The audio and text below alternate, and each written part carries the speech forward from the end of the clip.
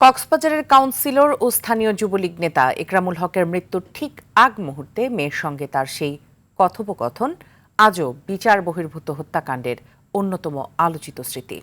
৮ বছর পর সেই ঘটনায় করা মানবতা বিরোধী অপরাধের মামলায় ক্ষমতাচ্যুত প্রধানমন্ত্রী শেখ হাসিনা সহ ৮ জনকে গ্রেপ্তারে পরোয়ানা জারি করেছে ট্রাইব্যুনাল। এর মধ্যে গ্রেপ্তার ৩ জনকে হাজিরের নির্দেশ দেওয়া হয়েছে। আগামী ২৫ আগস্ট শুরু হবে এর শুনানি। বিস্তারিত জানাচ্ছেন আসিফ। AKS অর্জন করল গিনেস ওয়ার্ল্ড রেকর্ডস। AKS যাচ্ছি আমি, ঠিক আছে, গাড়িতে হচ্ছি তো। কান্না উঠতো যে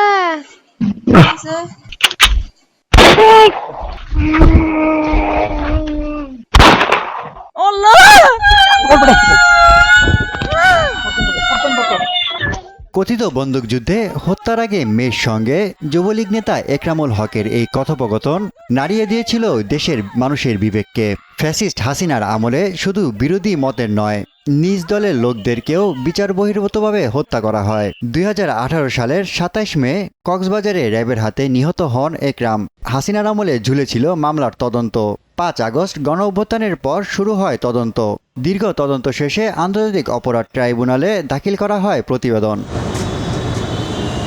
প্রতিবেদনে ক্ষমতাচ্যুত সাবেক প্রধানমন্ত্রী শেখ হাসিনা, তার মন্ত্রিসভা সদস্য আসাদুজ্জামান খান কামাল, ওবায়দুল কাদের, র্যাবের তৎকালীন প্রধান বেনজির সহ পলাতক ৮ আসামির নামে গ্রেপ্তারি পরোয়ানা জারি করে আন্তর্জাতিক অপরাধ ট্রাইব্যুনাল ২। আসামিদের বিরুদ্ধে অভিযোগ আমলে নিয়েছেন, সেখানে বেশ কয়েকজন আসামি গ্রেপ্তার ইতিমধ্যে আছে, তাদেরকে সন্নিবেশ করা হয়েছে এবং যারা পলাতক আছে তাদের বিরুদ্ধে গ্রেপ্তারি পরোয়ানা দেওয়া হয়েছে। মামলায় গ্রেপ্তার ৩ আসামিকে কারাগারে পাঠানোর নির্দেশ দিয়ে পরবর্তী শুনানির জন্য ২৫ আগস্ট দিন ধার্য করা হয়। আব্দুর রহমান বদি সেখানকার একজন কুখ্যাত মাদক ব্যবসায়ী ছিলেন এবং তার মেটিকুলাস ডিজাইনে এই বদির পরিকল্পনায় এই ঘটনাটা ঘটেছিল, কারণ এই একরাম ছিল তার প্রতিপক্ষ। এদিকে একই দিনে সাভারে এপিসি থেকে ফেলে আশরাফুল ইয়ামিনকে হত্যা মামলায় ১৯ জনের বিরুদ্ধে অভিযোগ আমলে নেয় ট্রাইব্যুনাল। ওই মামলায় সাবেক সংসদ সদস্য সাইফুল ইসলাম সহ ১৩ জনের বিরুদ্ধে গ্রেপ্তারি পরোয়ানা জারি করা হয়। আসামিদের বিরুদ্ধে ট্রাইব্যুনাল অভিযোগ আমলে নিয়েছেন এবং আমাদের প্রেয়ার অনুযায়ী যারা ইতিমধ্যে গ্রেপ্তার আছে তাদেরকে এই মামলায় সন্নিবেশ করেছেন, যারা পলাতক আছে তাদের বিরুদ্ধে গ্রেপ্তারি পরোয়ানা দিয়েছেন।